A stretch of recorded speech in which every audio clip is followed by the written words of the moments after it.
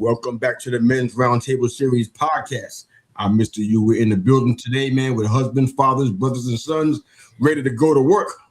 I'm excited about this. All right, fellas. So, first off, how you guys doing where you are? Weather-wise, you good? Nobody's hiding in cellars? Everybody's all right? We good? I'm good. All right, good. Good stuff, good stuff. All right, so last week, you guys are already well aware of it. Most of you were in the comment section checking in with us and dropping some knowledge out of the chat, man. So thank you for doing that. That's always required and helpful. So I really appreciate it, man. We talked about breaking the mask and dealing with those, I guess we just call them, for lack of a better word, mental health issues that men deal with, and issue with performance and trying to be on a success journey and neglecting the weightier matters in life. We talked about all of those things last week, and it had such a response. Even the guys that are not here this week that were here last week, they're like, we got to keep this going. There's more to this. And I'm like, okay. At first, I didn't see it. I'm like, okay. I got notes and research and something. I'm like, okay, what else? Where else can we go?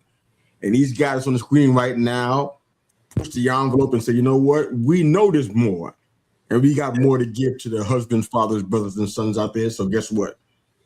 I'm putting it on you guys, holding you to your word, feet to the fire. You guys said you have more. We're going to do more. But I want to ask you guys first before we get there, what about last week or the topic kind of impacted you in a way that made you feel like, you know what, we got to move through this some more? Or was there a revelation, an epiphany of some kind? Go ahead and share popcorn style. You know how we do, and let us know what you think. And we move on. Go ahead. For me, talking about the mask, because I've dealt with imposter syndrome pretty much since I've been trying to do things for God. My story is I identify with Gideon in the Bible because he felt like he was the loser of the loser's family. For 40 years of my life, I got bullied a lot when I was a kid, and I always just was kind of stayed in the background on purpose because I didn't want to be seen. And just hearing you guys talk about the mask that we put on is like, how many different masks do I put on? I know every time I have to stand up and speak in front of the men at church, or I get on a podcast and try to talk, I feel like, how am I in this position? Why did God put me here? Or am I doing this myself? And there's always, like, even when you're putting a message together, can I really speak on this? Because I struggle in these areas, you know? So trying to talk about something that you still struggle with, to me, that's a little bit of a mask. Yeah, definitely. We're going to break down as many masks. I tried to find as many masks as I could find. I found a lot. So I'm going to be tossing that bit to you guys, and you guys can take one, riff on it, however you want to do that. But who else? Anybody else with thoughts? Well, for me, it opened my eyes up to the different types of masks. Because normally when I hear mask, I associate it immediately with being fake or pretending to be something that you're not. But then I forgot about the other masks that we must wear, especially when it comes down to protection. One of the analogies we used off air, we were talking about a firefighter. A firefighter will put on a mask, and that's going to protect them from smoke inhalation, just from the temperature and everything. But that firefighter is not going to keep that mask on all day, every day. It's only necessary for certain situations, such as life. There are certain situations in life where we must mask up. And that's not just to protect us, but it's to protect our household, to protect our organizations, our businesses, or what may have you. So when it comes to masks, you have to really look at what is your purpose for hiding or protection. You know, what is the purpose for it, and what are you protecting? Because as I stated last time, some things need to be protected, and other things need to be exposed. So you have to see what needs to be hidden and what was not. So it really, what I'm saying is, we really need to sharpen our discernment. Yeah, is what it comes down to. We need to sharpen our discernment. Yeah. Good stuff, man. Anybody else? Yeah, man. One thing I was thinking about, and it kind of goes off of what Arl was talking about, man, is that fine line between wearing a mask and being a fake, right? But the other facet of wearing a mask for privacy, right? You don't divulge all your secrets to everybody, so it's like it's looking at that fine line and trying to ride it well, where it's like I'm being honest, right? But I'm also being wise in what I'm doing. And I'm wearing a mask that's going to keep me safe, protection, but privacy, right? Like it's not going to come to harm, but it's not everybody needs to know everything, and just like every time we have on the show, man, like we go through a week of things. And then for the following week, I sit there and I'm like, wow, whoa, that was a mask. Oh, that was a mask, right? I even think about like my job, right? There's a lot of HIPAA and confidentiality things that I deal with.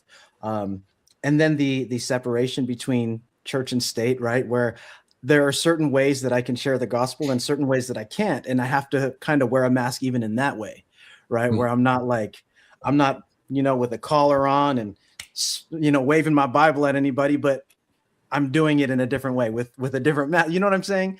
Yeah. But I thoroughly enjoy this, man, where the varied perspectives, I get to live them out. It allows me to be more aware of things. And I feel like, as always, I'm becoming such a more versed person, and thanks in large part due to all of your different perspectives, man. Last week was fire. I wasn't actually on there, but just in the chat and watching you guys, I was like, wow, didn't realize that there were that many masks. And I was loving RL's passion about it. Brother was like, nah, if you're wearing a mask, that means you're fake. Like, I'm good. But then as the conversation progressed, like you just said, like, then you start to see that, hold on, we got protective masks, we got privacy masks, we've got so many different ones that sometimes we're forced to wear them, and sometimes we have to choose to wear them, right? And all of those things can serve to how we live. So, fire week. Looking forward to another one. Yeah, I was in the chat too, and same thing. I kept going back and forth because every time somebody would say something, even if they were kind of contradicting the person before them, I'm like, yeah, I agree 100%. And it's like, wait, they're saying the opposite of what the other person just said. How can I agree 100%? But I think that was part of it. It's not a simple subject. It's not one of these things where it's like, every time you wear a mask, it's bad, or every time you wear a mask, it's good, or there's more nuance to it. And I think that was why it sparked such a debate in a healthy way, or such a conversation in a healthy way, is because it isn't, I started with, oh yeah, mask, bad, fake, bad. Oh wait, no. The more you talk, the more I was like second guessing myself. Yeah, I think for me, I want to go a little deeper, man. I'll talk specifically about myself. I used to wear many masks. One in particular was about my complexion. I'm a dark-skinned black man, so where I come from, got picked on quite a bit, and the way I overcompensated for that was try to be funny. I try to show up by being humorous or through anger. If somebody says something to me out of the way, we fighting. So I didn't know how to deal with those type of situations as it relates to complexion. I can go a little deeper as far as some of the things that I witnessed as a child, whether it be domestic violence. I've kind of talked about that here before. To be honest, it pissed me off. I couldn't help my mother, so I had that mask on to where I thought I was okay at times, but I really wasn't. And it showed up in so many different ways, man. That's good, man. That's real good. Anybody else missing? Anybody else want to add anything, rebut? If not, we'll keep the train moving. All right, so, well, if you guys are watching for the first time, first again, thanks for making us part of your week. Grab a friend, tag a friend, let them know that the round here is in effect, and we're here, we're ready to roll. If you got questions, drop them in the chat. We're happy to answer those as long as they're relevant to our conversation. Then we'll respond to those. We talked about so many different masks last week. I mean, I could throw them out there. You got the I'm fine, I can handle this, the provider mask. We talked about that a little bit. It's usually worn when somebody has financial pressure and something's their identity is kind of being challenged or tied to their ability to provide. You got the strong one mask. Stephen was just talking about that one. Nothing gets to me. I don't care what they say. what they say don't bother me, but deep down it really does bother us. You know, you got the Joker mask. I think Steve mentioned that as well. That's usually worn in male friend groups because vulnerability kind of gets clowned by people. So people try to disguise how they really feel with humor. You got plenty of those, but for yourselves, guys, I don't know if it was last week that you heard it, or maybe even as you heard those options there. What's the mask? Is it the angry mask? Is it the busy mask? What's the mask that maybe it's like, you know what, my family is tight, we're together, we're all on the same page, man. That's a mask too. You don't mean go out there and show everybody at church on social media how bad things are going in your house, but there's still it's still a mask because you're not really protecting anybody by not saying anything or getting help about it. So it's like that's a mask as well. So what mask would you guys say is the one that's like, man, especially at the last week in the discourse that we had and how we ended it? What's the mask? Like, you know what? I need to pay more attention to that than I ever did before. What would that mask? Okay. I'll say for me, false humility. Oh, And Go with it for us, man. Break that down a bit for us. Break it down so we can understand. false humility is almost similar to when you're having identity crisis, so to speak, as far as I'm losing it, but imposter syndrome. There it is. That's what I'm looking for. And when it comes to when they say false humility, you have a tendency to get in certain rooms and you shrink yourself. And you're saying I'm humble, but you're really not being humble because you're bringing attention to yourself by saying you're being humble or trying to appear being more humble than what you really are. And false humility in that, like I said, getting in certain rooms and you like I say, you shrink yourself when God has placed you in a certain situation for you to stand up. But because of, again, who's in the room, you shrink yourself. Or you're so focused on you till you're not really paying attention to what's needed in the area or in the room or how your message can help those around you. He showed this to me very simple. I don't know if I shared this story here before, but in my bedroom, all the power went out. And it was just in the bedroom. And I was thinking I need to call an electrician. I turned the switch on, the lights would come on sometimes, and then sometimes it wouldn't. And then I said, Holy Spirit, you got to show me what the problem is. I'm going to fix this today. And then I noticed that my wife plugged up her phone on her side of the bed, and it was charging. So I got excited, and I was like, oh, the power's working. And I hit the switch, closet switch, room switch, nothing. So then I was like, that's very odd. So what I found out was that that switch, it burnt out, and it was doing what's called arcing. But because it was the head of the circuit, it still received power, but it cut power off the entire room to prevent a fire. So I was able to open the switch up, 66 cents, change the socket, everything was fine. So I saved myself a whole bill calling an electrician for a 66-cent problem.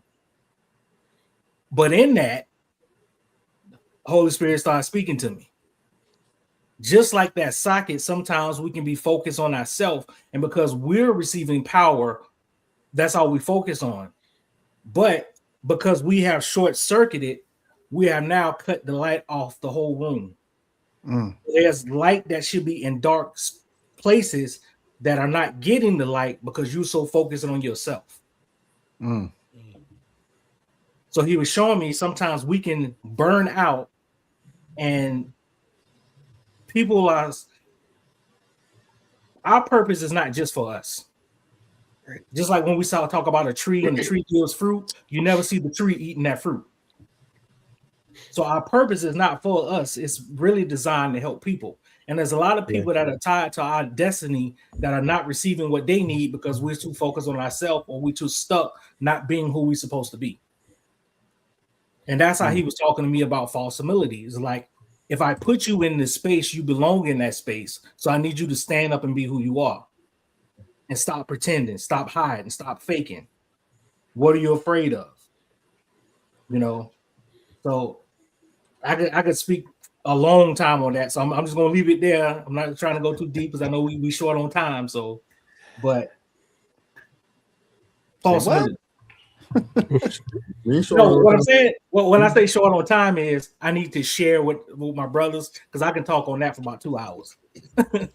That's what I'm. Well, take a Prove breather it. and we'll come back to you on that. No worries. It's not a big deal. We're good. Anybody else? Come on, jump in. I'm gonna bounce off of what he said, where he was talking about sometimes you shrink back. Just last weekend, two times that the last time I was on this show, I don't talk a whole lot because I see myself. You guys got more than I got. You know, maybe that's the mask of me feeling like I can't share. You guys are men's coaches, and you guys been doing this a lot longer than me, and I'm just being vulnerable and telling you how I feel. So a lot of times I stay quiet because I feel like, oh, they got a lot more perspective than I do, and that's really how I feel in a lot of rooms. Because I've been a Christian for a long time, but I really only within the last 5 years started getting closer and drawing a relationship with God. And now it's like, who am I to speak? Let somebody else do it. And there's times that I know the Holy Spirit is telling me to speak up and say something, but I'd rather just put on the mask and hide and let everyone else do it. Kind of, he talked about that at first was the shrinking back. But another mask that I think a lot of men wear is the I got this mask. I'm good. How are you feeling? And I don't remember his name, but the guy you called the mayor, he talked about it last week. People ask you how you're doing, and you say, I'm good. There's a time when you're not doing good and you tell people you're doing good. Sometimes God sends somebody your way to help you, and they get this check in their spirit. Ask him how he's doing, and you say, I'm good. They move on. And you miss that blessing because you didn't speak the truth. You put that mask on. Yeah. It's good stuff, man. Thank you for the transparency, brother. Hopefully, you know we love you, man. Yeah, man, you got plenty to offer. And shout out to the mayor if he's watching this. He might be getting the replay. He might not be watching this today, but go on, give Mayor Emeritus some love. The mayor. One so- that I was made aware of this week is like a perceived mask, right? Not one that I intentionally wear. My wife and I were talking about different things. I have a lot going on right now. And she asked me a question. I said, I really don't want to make that decision right now. I said, all of these other things, these are like major decisions, and I'm starting to feel this pressure. And I don't think you understand that. And she goes, well, stop making it look like you got it all covered. And I'm like, I didn't know I do that. Like I don't wear my emotions on my face. I don't wear my stress outwardly, and so it's just this perceived mask that, okay, because I can remain calm, because I'm not led by emotion, right? Because I could almost be stoic in certain ways. It's perceived as I've got it covered, kind of like what you were talking about, right? But it's weird because I don't intentionally wear that. Like I will be quick to tell somebody if I ain't got it. Like that's not hard for me to do, but it's almost like it's projected onto me, right? Because I've been seen to be able to handle things. I've been seen to react calmly under pressure. I've been seen to make it through the other side of things and seemingly unscathed. Meanwhile, underneath that, if you were to ask me, I'm like, man, I got scratched and burnt and cut, and I got all these bruises and bumps, and but that's one that I really have been made aware of, that I'm like, wow, I think I have to be maybe a little bit more open about things. Maybe my privacy mask is on full effect at all times where, unless you ask me or unless I know that I trust you, you might not know that I'm going through something. And it's not to say that I don't want people to know. Just that maybe automatic, autopilot with the privacy one. The other one is the I got it mask, man. I remember all of the things that I've been through, man. I've battled with addiction through recovery, right? And I've had people tell me, after the fact, like, dude, I didn't even know you did drugs. Like, dude, I didn't even know that you were going through those things, man. And it's like, oh yeah, I'm good. I got it. You know, it's all about perception. You know, those times in my life, though, I think reputation was much more important to me than the identity that I have in the Lord right now. Right. I cared about what you would say about me more than I cared about what he says about me. Right. The things he says are way better, though. I'm gonna tell you, if you're listening to this right now and you care about what the world says about you, you need to find out what the Lord says about you, because he's gonna tell you you're enough. He's gonna tell you that you are chosen. He's gonna tell you that he knows you by name. Like, it's a game changer. But when it comes to the reputation thing, man, it was like, okay, I want to wear whatever mask makes you guys think that I'm cool, makes you think I got it, makes you think that I'm okay, that I'm successful, right? And I think I still do that sometimes. You know, I think sometimes I still need to be reminded to take that thing off and know that I'm secure in who I am. I love that, man. I want to ask a question before we let the next person talk. Where do you think the importance of community comes in with what you just said? I'm asking. I stress it because I know that. Oh man, the pull of isolation for men. I'm almost amazed by it, but I know it's so sinister and it's so bad. I don't want to sound like I'm impressed by it, but yeah, the level of pull and the consistency of isolation for us men, it's uncanny. We could be doing so good, man, and one small molehill, not even a mountain, even, man, just a molehill can pull us right back into that place where we start guarding and start self-protecting. I'm like, wow, what a consistent enemy isolation has become. I just want to just ask you, DL, and you guys can chime in if you want to. You guys in the comment section, if you're hearing something that vibes with you, you can chime in on this one. Where do you think community comes in for that, for you? Because I feel like that answers a lot of that, but it's something that we're not intentional about, it feels like. Yeah. What do you think about that? Community's paramount, man. Like, it's absolutely necessary. I mean, we've talked about this before, right? The Lord, we were made for community. We weren't made to do this life alone, right? When we're alone, you know, like even the garden, then the enemy can tell us something and we're going to believe it, right? Adam wasn't there, you know? So the isolation, that's the perfect place of attack. But I'll go more practical. Like, I think about people coming home from prison, right? Right now, the statistic is that 40,000 barriers are placed when it comes to employment, housing, and healthcare for people coming home from prison, right? Yeah. If they don't have community, if they don't have support, right, what happens? Another statistic comes about. 20% of all adult male suicides are people that come home from incarceration. That's 1 out of 5 people who take their lives, right? I think about myself. I'm a success case. Why?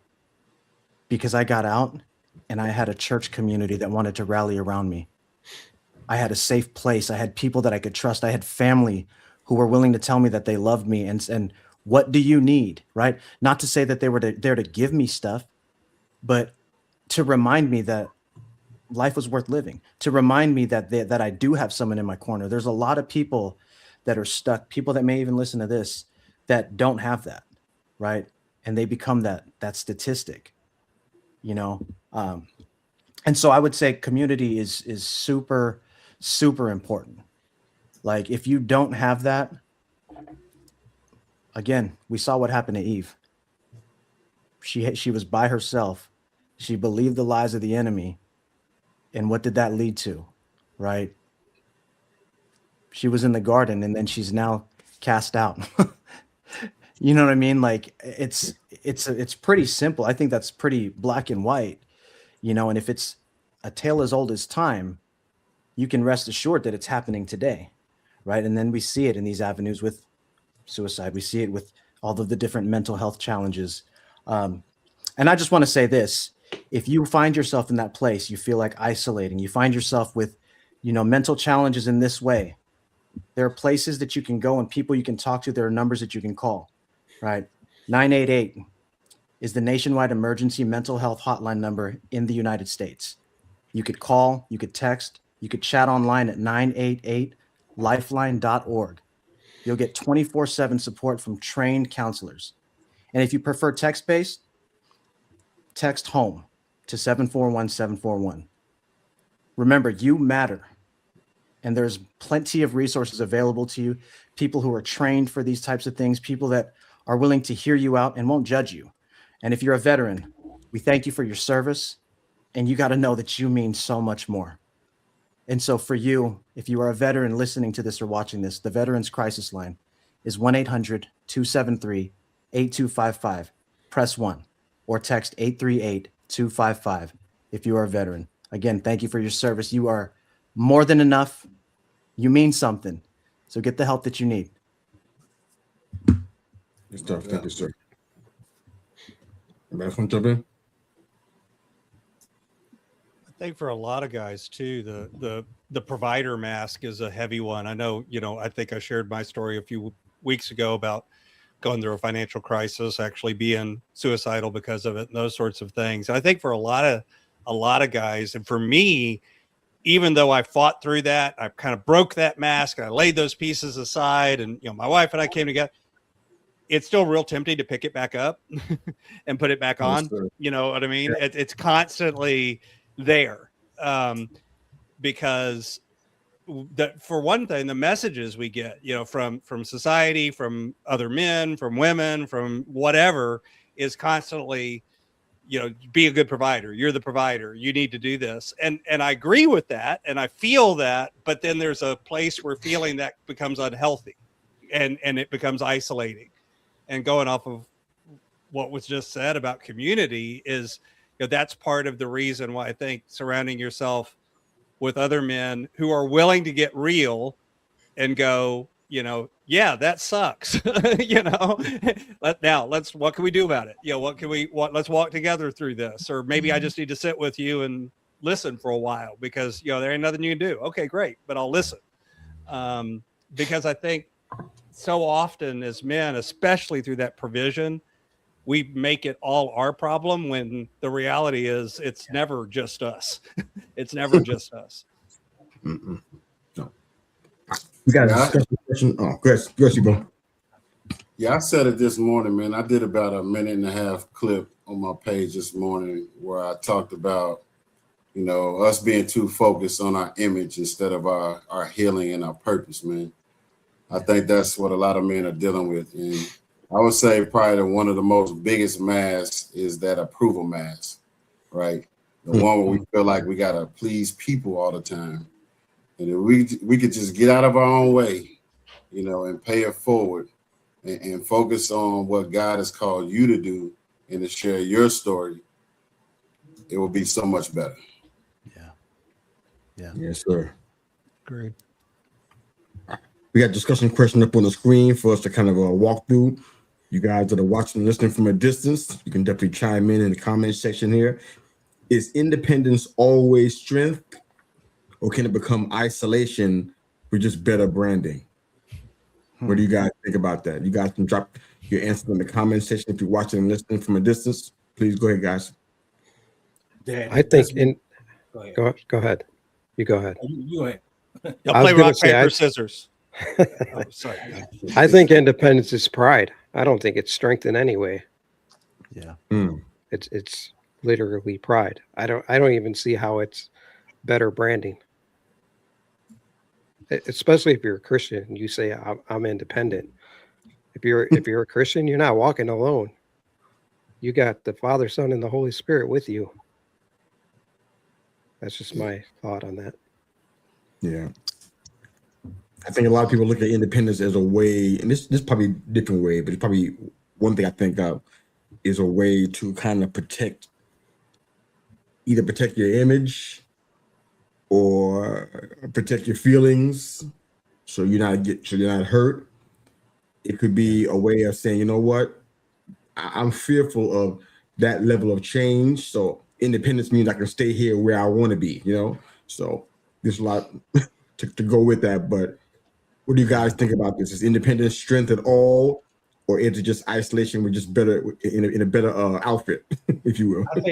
I think it can be strength sometimes, depending on how you look at it.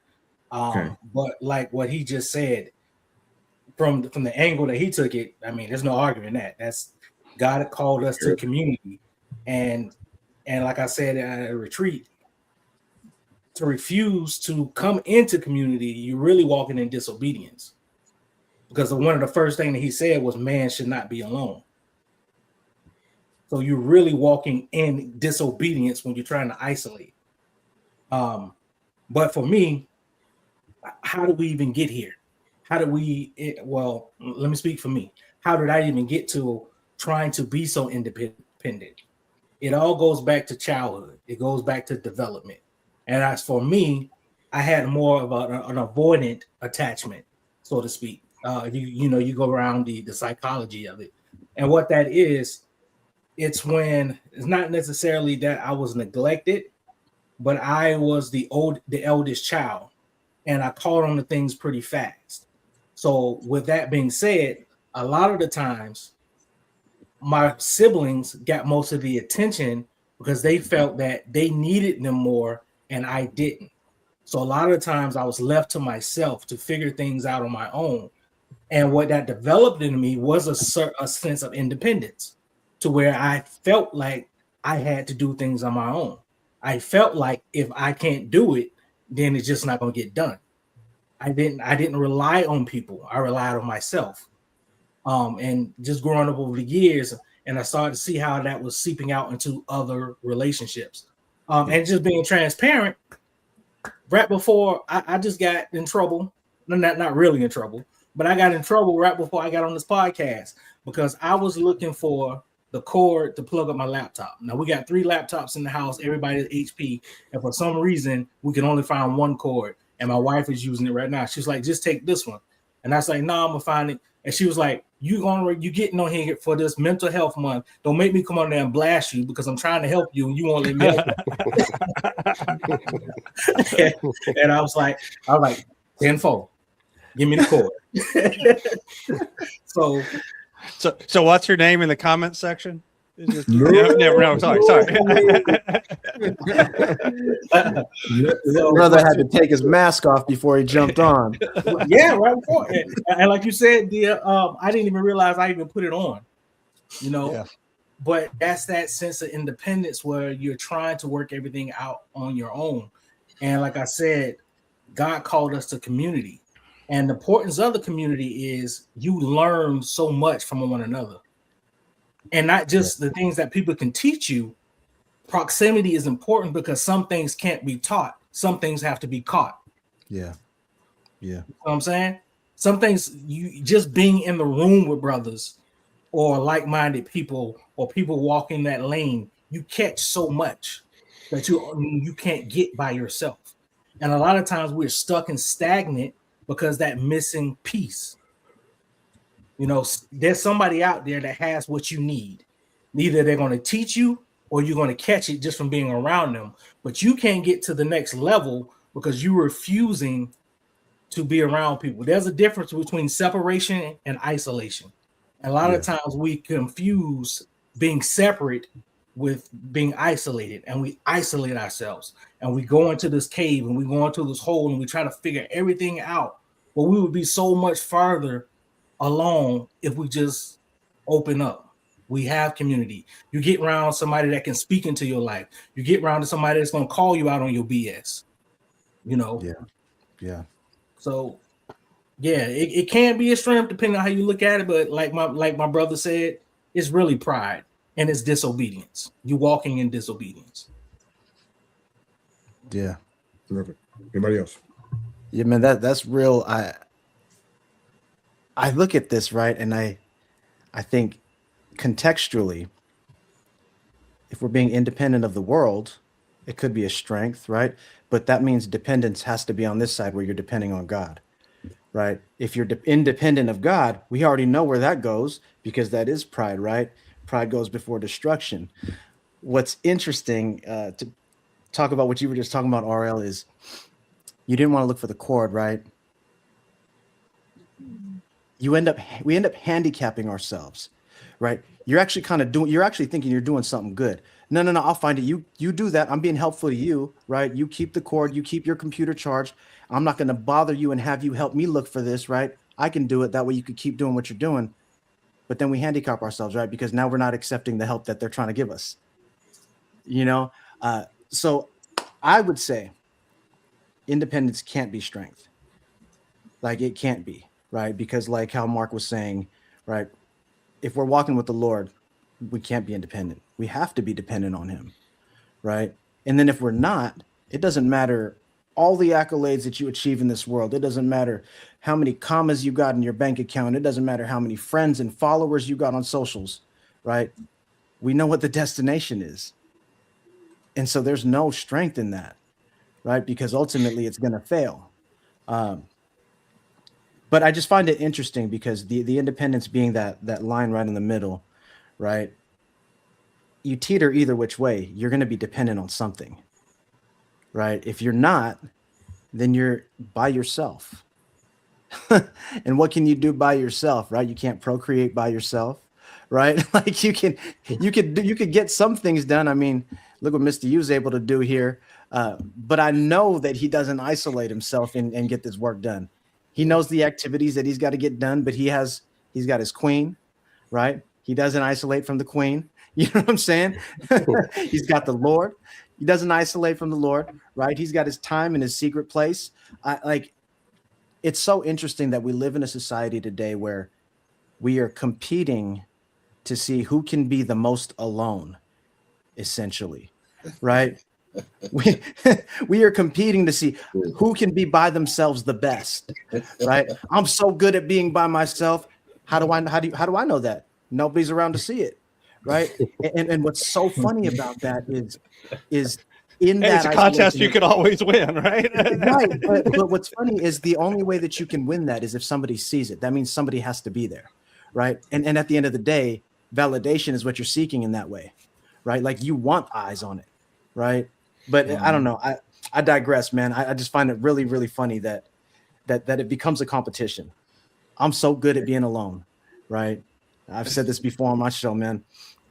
I was so proud before, so arrogant, I didn't even see it, where I would be like, man, I'm so humble. I could be way more humble than you. Watch, right? Like it's a very similar vein. Man, I'm so good at doing things by myself. Come and watch me. Well, then you're not by yourself. Look at this this walking paradox, man. It doesn't make any sense. But hey, this is the life we live. Mm-hmm. There's so many layers to this, man. When you have young sons or young nephews or whatever, you let them be independent, learning how to do the whole walking thing. You don't hold their hand. You don't pick them up every time they cry because you know what that's going to turn into. So you give them space to do stuff. You got the little kid who it's not even Halloween. He putting on a Spider-Man mask. Come home from school, put his books down, and he got a Spider-Man mask. He jump on across the whole house. After a while, if you ever seen it, I know I've seen it before. I wonder if you've seen it before. Whether it's a son, nephew, whatever it is, where this young person is so caught up in the character of this mask that he physically has on that he's starting to do even more things that he would normally do because he's almost believing that this is who he is. Yeah. And he loses his own identity, who he really is, in favor of being Spider-Man or the Cape Crusader being Batman or Superman. I watch little kids do this kind of stuff. And it's like that.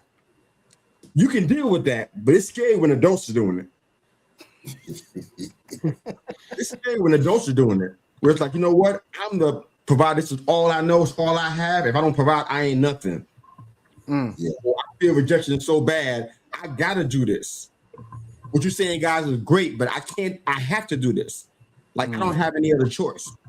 I gotta fly around and save people and save the world because it's better than who I actually am in my mind. Yeah. Wow. That's scary, man.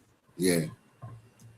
We got a comment that Brother Quandre dropped in here. It's a long one. I'm going to go ahead and read it anyhow. It says, I think it could be a sign of strength, meaning independence. But once it starts to negatively impact your ability to be with others is when it becomes toxic. I've been independent because it's how I've always been. We just talked about that. And now it's kind of turned into a situation where instead of asking for help for a faster or more effective outcome, I would just be in the headspace of, I would just figure it out because it's what I'm used to. Thanks for sharing, Hey, brother. shout out. That's my nephew right there. I didn't know he was tapping in tonight, man. He sure did, man. Yeah. You want to speak to that situation right there? You got the floor, brother, if you need to. Let me see that comment one more time. Yes, sir. He said, "Talk to him, Unc." Yeah.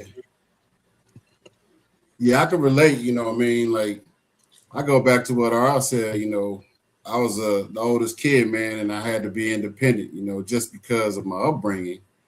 And it can teach you to perform in that way. But at the end of the day, you know, don't get caught up in that, because independence, that's not the move, man. Where 2 or 3 are gathered in my name, there I am with them. That's it. That's what the word says, Matthew 18:20. So, Yes, so nephew, I got you back, bro. I got you. I love this, man. Right. Thank you, sir. That's I love right. it. You know, Mr. You started talking about how kids will start to walk and you kind of let them figure it out. You let them walk, but then you're also there encouraging them. When they fall, you might lend them a hand and say, you can get back up. And then you let go of their hand and just keep them walking. And I think that's how us men should do it with each other. Yeah. You can have a little bit of independence, but if you got a brother walking beside you to encourage you and keep you moving along, like that's what I've seen with my podcast. I started this all on my own, but until I met some people like Mr. U and DL and Scott, all of you guys have been on my podcast, and it's encouraged me and kept me moving. And to the point when Mr. U asked me to do this, I was like, oh, I don't know if I can do this, but I've been in conversations with you guys. So I was like, okay, I'm just going to have to step up. And what's happening now is you guys are holding out your hand saying, you got this, keep going. And it's giving me confidence and keeping me going, but I'm not doing it on my own because I got brothers helping me. Yeah. you need to know that, sir. I'll get there. Tell you. You got this. But you know what? This whole math thing is crazy, man. I feel like we still are going to finish this conversation tonight, but we're going to do the best we can. But I really feel like, yeah, I've been saying this in other circles without getting too deep about it. We need to start learning how to choose, or condition ourselves to choose great over good. Yeah. Start getting that mindset. There's a whole bunch of good stuff, but bruh, it ain't good for you. This whole mask conversation, the only reason why I think it has legs is because the masks actually work. Yeah. The provider mask get you respect. The strong mask get you admiration from people. The joker mask, like Stephen was talking about, get you acceptance. You get to sit as the cool kids take in the cafeteria. The busy mask gets you a way to be distracted and avoid dealing with certain stuff because you're busy. You had to go to the office and work later. We had to drive out of town for a job.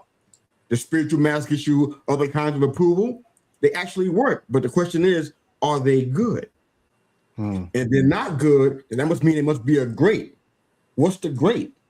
When you guys mentioned the Adam and Eve reference, and I mean, it's as old as time itself, but it still applies.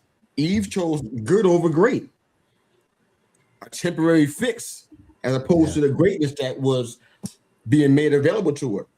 So this conversation, it gets real deep, man. I want to jump into another question for us. I know this one's gonna be crazy, but we are here with it though. Which environments make masking easiest? Church, social media, the barber shop, where's a good one? The job site, the group chat with the family. I don't have one of those except just in small doses, or somewhere else that I ain't even thinking about. What environments do you know make masking up a lot easier? I'm gonna take church for 1,000. You. 1,000. You put it all out. I mean, it's interesting because this is something that, as part of our leadership team, we got to discern what people are going through. We got to understand these things, right? But it's so easy to mask up at church, right? You know what a good Christian's supposed to look like, right? You're supposed to be smiling. You're supposed to be full of joy, right? Because that's the fruit of the Spirit, right? And joy can be faked, right? You can pretend to be joyful, right? And so I think that one, man, I think about we got some folks, and I'm going to say some folks, just blanket, right? I'm sure they exist in every church, but there's a couple of folks that I'm walking with right now where, you know, head first in the service, seem very devout, very full of zeal for his house, right? And in my spirit, I just know that they're carrying something, right? And rather than bring it forth in the community, right? We're supposed to be able to confess things, right? But rather than do that, man, if I'm serving all the time, if I show up at every event, if I'm the first one at church and the last one out, right? Then I look like I'm a really good Christian. Meanwhile, I might go home and I'm just weighed down, and I just don't feel like I could trust these people. You know, they all seem they got it together, right? It's so interesting because I also think about when I was young and I would watch actual people that were joyful, people that were full of the Spirit, right? And I would be like, man, that is so corny. There's no way people are like that. Like, there is no way people love the Lord like that, where they are just smiling and the tears are coming down their face and like, I just love you so much, Jesus, right? I used to think that was a mask, right? But because that is so common, it's so easy to mimic. Where now I could see people and I'm like, you know, we talk about discernment. We talk about the Spirit, right? We talk about wisdom and being aware, right? Bible tells us we got to remain vigilant, right? So I'm constantly looking, not in a judgmental way, but I see it, man. I see it where like the person sitting next to us in a Sunday service might be just as lost as the person on the street cursing Jesus's name, right? But it's so easy to blend in. All you got to do is put your hands up when the music's playing, cry when something is said that's meaningful, say amen one good time, right? And you're in the game. Oh yeah, that brother right there is full of the Spirit. Meanwhile, he's broken. You know, I all these other places are very good and easy places to mask up, but I think church personally is the easiest place to wear a mask. Sure. That's a good one, man. That might be the low-hanging fruit. I'm not sure, but I would agree. I would agree with him, but the close second is social media. Yeah. Because you can post and ghost. It's a highlight reel. Yeah. You can put a couple scriptures on there and then go back out into your sin and no one knows, because all they see is what you just talked about or what you just posted. I mean, social media for sure. That's why I'm not really on it anymore. Yeah, it was too easy to put on the mask. Yeah. Especially with this AI now. Some of the things is not even you talking. Yeah, you have a real mask. Yeah. You can even clone yourself now. So yeah, social media, I agree with you a lot. It's easy to frame everything in just the right way. You know, I call it the Instagram photos, where you take the shot and, you know, just out of the frame is that pile of dirty laundry, you know, but you make sure it's not the shot, you know, that kind of thing.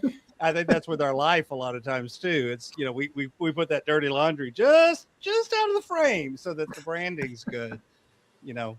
I think it's funny that you used the word branding earlier for isolation, because I think so much of this really is, you know, buying into the quote messaging or marketing of the world as, you know, that's what success is, that's what good is, that's what all of that, you know, independence is, you know, that's what it's all for. It's like, no, it's not. That's a false message. You know, we get lied to by social media. We get lied to by each other.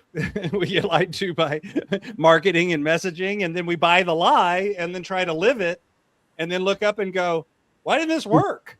Well, because it was a lie. You know, that's why it didn't work. Yeah. Oh my goodness. I'll take the job site. So wow. I still, I'll take that one. So I'm a leader, you know, I lead a pretty significant size workforce. And for a long time, I had the leader mask on, where everything depended on me. So I couldn't show up to work knowing that I'm struggling, whether it's something at home or something at work or I got to make a tough decision, you know. So you wear that mask where I'm good. And one thing I learned is that my leaders started showing up that way as well. So we started doing like different exercises during staff meetings to where I became more vulnerable and started to open up more. And next thing you know, what did they do? They started opening up more. And as a result of that, man, we locked and loaded as a team. So there ain't nothing that they can't tell me, and there ain't nothing that I can't tell them. So I believe there's a lot of leaders out there that has that mindset that you got to do leadership alone, and it's just not true. A good leader is surrounding yourself with the right team that you can depend on and that can depend on you. That's right. That's good stuff, man. Good. I love that. Anybody gonna touch one that's not on here?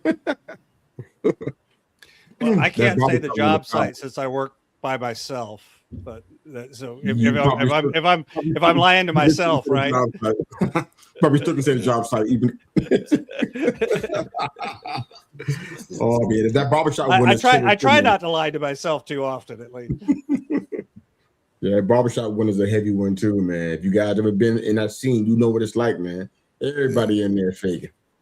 Talking about how they got their wife in control, what they're doing on their job, how much money they making.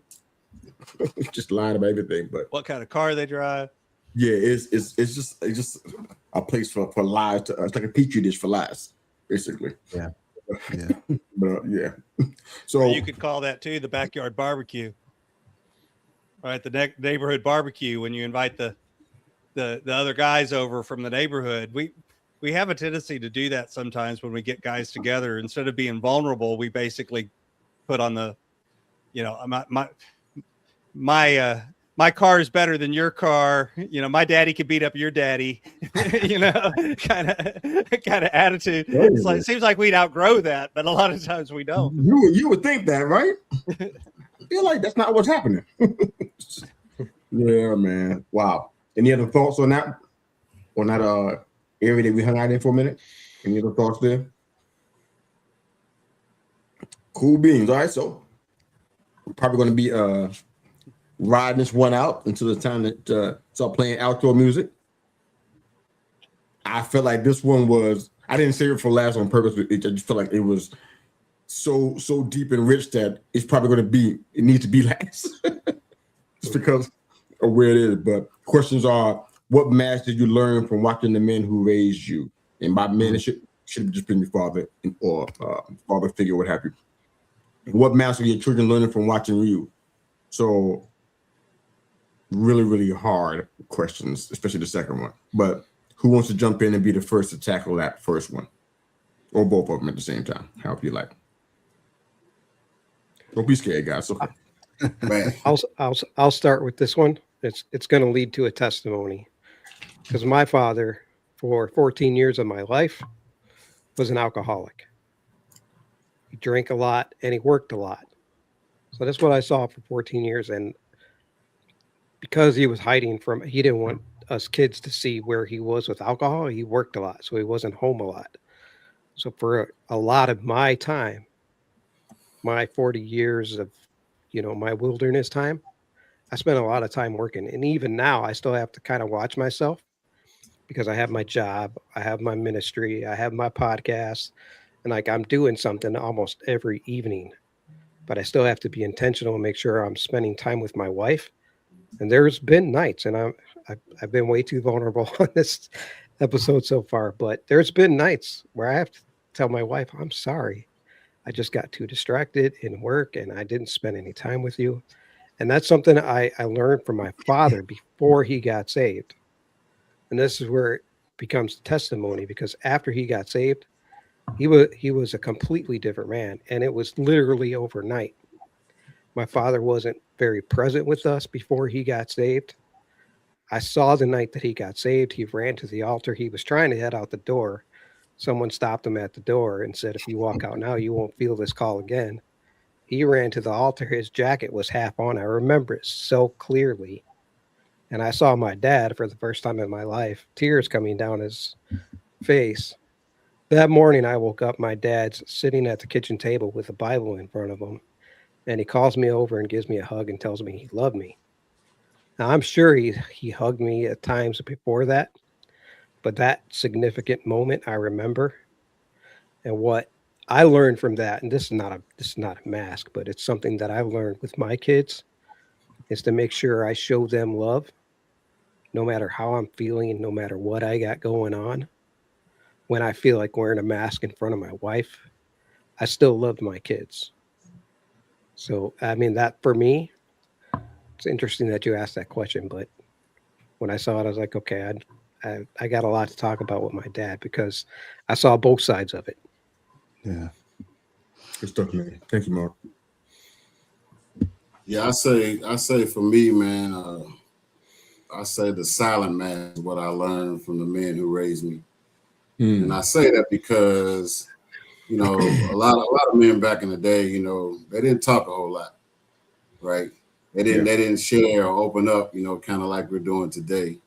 So I would say that silent mask is one of the things that I probably picked up. For question number 2, I'm not sure yet. I got a question that I want to ask my kids, man, and I kind of want to flip it. The question I want to ask my kids is, tell me what it was like, my son. Tell me what it was like to be my daughter. And that may be a question that I may not want the answer to, but I'm open to it. But don't put it in the comment section if you don't want to. You can talk to me about it on the side if you want to. If you don't mind, I'm wide open. My best. Yeah. But yeah. I mean, I've done my best, you know, but at the same time, there may be some things I might have missed. You know, nobody's perfect. So yeah, I can't believe I'm getting ready to go here. But we got, you know, some of you guys know the story, but pretty much all of our daughters are estranged. I think they're strange, but I mean, they're estranged. And, you know, stuff like Father's Day ain't good times when that comes around. I can't wait for it to pass. But one thing that I value that I learned from things that I heard, complaints, criticisms, and that kind of stuff, is that the way I saw things as a parent, it ain't how they saw it. That sounds elementary, like, oh, duh. But I had to realize that the way I parented, the way I viewed it, it was looked at differently from the other side. And you don't find that stuff out if you don't do what Stephen's getting ready to do with his kids and ask them, how do you see how I did things? I got a chance to ask one of my daughters that, you know, not long ago. But, you know, it's drastically different. It's a perspective situation. You might think I did all the right. I had them in church, but they complained, but I had them in church too much, a lot. Missed out on vacations, private time, et cetera, because it was always about church. So I thought I was doing a good thing, keeping them safe from the world. I didn't realize that I was in any way causing them to detox off of religion. That wasn't my plan. I just, you know, I was trying to just take care of them and keep them in good, wholesome communities and environments. So the difference on what they see versus what you're the message trying to send, it's like the telephone game. Remember that game? Talking on the telephone, pass it around. By the time they get back to you, it ain't nothing like what you said. Ain't the same tone you said it in. Ain't the right words that you use. It's totally drastically different. How did that happen? So that's kind of what, you know, that's my little spiel, man. But all right, who else want to jump in on those 2 questions? Go ahead. Man, I think mask that I learned, one really big one was false confidence. You know, for a lot of years, I had fear of rejection underneath. I had fear of failure underneath, right? And I just portrayed the I got it thing, right? Like, I'm confident, like I can do this, right? I could go talk to any girl and get her phone number because I'm confident. Meanwhile, I'm like, oh my gosh, like, what am I supposed to do, right? Scared. So much so that, like, if you were to ask my wife about when we were dating, she thought I was confident. and the whole time knees are shaking, they're knocking on each other. I'm like, palms are sweating, you know, and I'm like, I don't know what I'm supposed to say to this girl, you know, and it was just ingrained in me from watching every man. Like, my grandfather, I had two of my grandfathers. One was a minister of like 50 years, right? Very, very revered man of God. My other grandfather was a grandmaster of martial arts, right? So the man could fight, right? So here I am, like, thinking that I have to live up to both of these things, right? So I've got to be confident in these things and not knowing what I was doing. The one that I know that I passed on and I I dread the day that I'm ever reconciled with my kids, Stephen. If I ask them that question, I know the answer to it, right?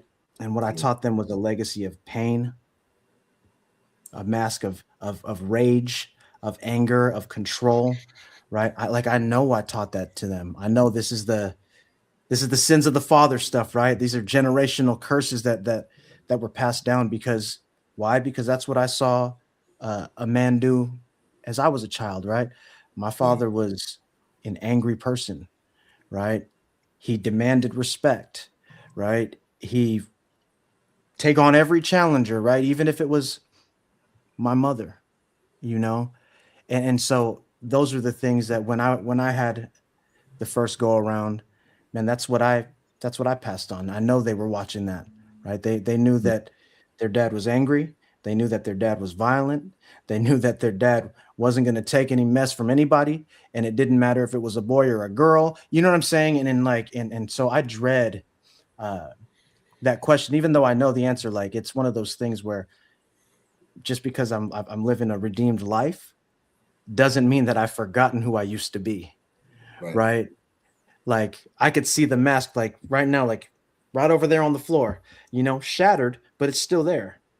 Like, I know the mask that I had on. I know that I wasn't supposed to be that person. And so those are the ones that I know passed on, man. And I don't know. I think about that a lot, like I know that one day the reconciliation will happen, that I will be reunited with them at some point. And I'm just like, man, hopefully they don't got long memories like me, because there's not too much that I forget. I receive it and I understand it and I can see it with the eyes of someone who's been forgiven, but gosh, oh man.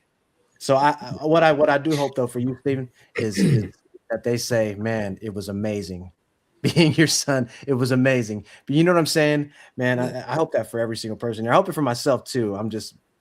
If I'm being honest and I'm being living in reality, for me, I know that's not going to be the answer.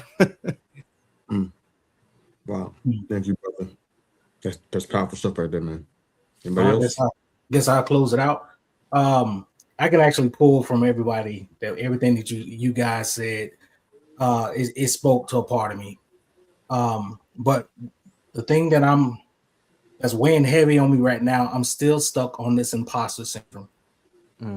And when I can go back from watching the men who raised me, I was raised by my grandfather, both on both sides, my mom's dad, my father's dad. And you have to think, these men grew up in the South, born in the 40s and the 50s, raised in the 60s and the 70s. Wow. So with certain things, they taught me how to survive as a Black man in America. Number one was to love everybody, but don't trust everybody. Sometimes you got to learn how to play dumb. Never let them know everything that you know, because it's not going to work out for you. That led to imposter syndrome, because I could be in rooms, I may know the answer, but I'm going to shrink back, because in the back of my mind, I'm hearing, look who's in the room. Never let everybody know everything that you know. Sometimes you got to hold some stuff for yourself. Love them, but don't trust them. So growing up in that and now seeing things differently, seeing how the world has changed, and I'm thankful for everything that they taught me, because they taught me survival. They taught me to survive, but they didn't necessarily know how to thrive. And to thrive, you got to make the connections. You got to have community. And most importantly, you got to see things through Christ's eyes. Once you start seeing things through Christ's eyes, you get filled with the Holy Spirit, you get discernment. Then he showed you who you can have in your corner. He showed you Edwin. We was at the men's retreat. This is Edwin, so I don't want to take credit for it. One of the things that he said was he's looking for his mat carriers. And in that, when that guy needed help and his friends pulled the roof back and they carried his mat and they took him through the roof to Jesus, he says, I want my mat carriers, the the ones where I have nothing to give, they can get me to where I need to be. They can get me to the foot of the cross when I can do nothing for them and they want nothing in return. Mm. But you can't find that in isolation. And we all need that. We need somebody that's going to watch our six. Like I said, we need someone that's going to pray for us. And when I'm down and out and I don't know what to do, I need somebody that can get a prayer through. Someone that's been through what I've been through that can encourage me, say, hey, I've been there. This is how I came out. Yeah. Maybe you should try this. I'm praying for you, man. Or you know what? It's not as bad as you think. Keep going. Keep pushing. We need that. But again, you can't get that in isolation. And you can't get that by hiding. That's right. Cutting the light off in the room. If I don't share what I know, then what I know necessarily is not even for me. It could be for that 19-year-old that's in the room. I need to share what I know to bring him through so he doesn't have to go through what I went through. Right. But if I'm hiding, not only am I shrinking myself, but I'm blocking somebody else's blessing as well. So that's all I gotta say on that one for now. Anybody else? Yeah, like Mark, I grew up with an alcoholic father. He was a churchgoer and kind of a pillar of the community, and everyone thought he was fantastic, and that was kind of, you talk about wearing a mask, out in public, he was literally pillar of the community, but in the household, he was an alcoholic and a drug addict and, abusive and all of that. And of course, I learned to hide it because you didn't share any of that stuff in public. So I made sure, my mask got on pretty early too, because I learned to wear it from watching him, but I also learned it to protect him. And, so I deliberately said, my kids are never going to learn that from me. I can remember my father saying, I love you to me one time. And it's when I told him he'd never said, I love you to me.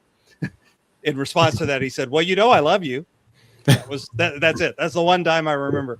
And it's like, well, his thought was, well, so I shouldn't have to say it. Right. And, as a 14-year-old, that wasn't really the answer I wanted. So like, as an example, I've told my adult son, he's 23. He's been out of the house for years. I still either text him or call him every single day and say, I love you, son. And it's just, I told him, you're going to get sick of hearing this, but I'm going to tell you this every single day. And here's why. And I've told him the story. And, he's now as an adult come back and said, I appreciate you telling me that. Cause you're right. There was a period where I was kind of like, dude, Dad, shut up. But now looking back on it, it's like, I've learned, he can tell his girlfriend that he loves her. And, he's learned to be able to express love because he had that from me. So I think too, sometimes when we learn from the mass that we grow up in, we can also make a deliberate choice to say, okay, I'm going to put that mass down and not pass it on to my kids too. That's good, man. Yeah.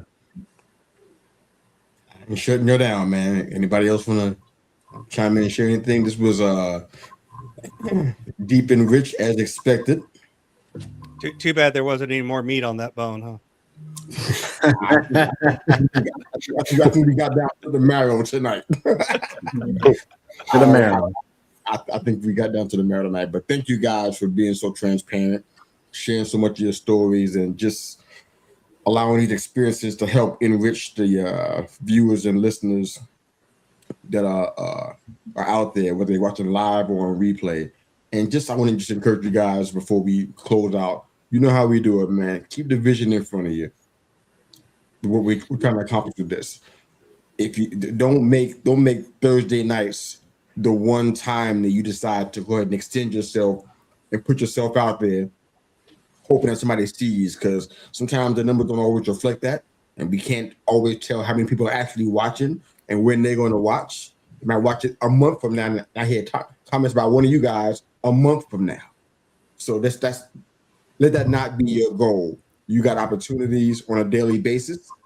Like I always pass by 3 to 5 men every day. Even you, Scott, you go to the coffee shop, don't you? Actually, my wife cuts my hair. But I go for a walk and I talk to people every day. So yes, I'll give you that. I'm glad I didn't have to. I'm like, man, Scott, you sound like you're in isolation. But no. I actually have to seek out opportunities. So to your credit, I do have to make sure I do, because I don't always get them. I respect you all the more for that, because it ain't easy to you. Having a job site or going to the barber shop, it's low hanging fruit. You got to go out and get yours. I respect that all the more, man. But take the opportunities to do that, because at the end of the day, like Miller's nephew came inside here, he didn't know. Yeah. There was some kind of communication, some kind of connective tissue. Something happened that made him want to jump on here and be a part of the conversation. You guys had the same ability in your neck of the woods, in your community.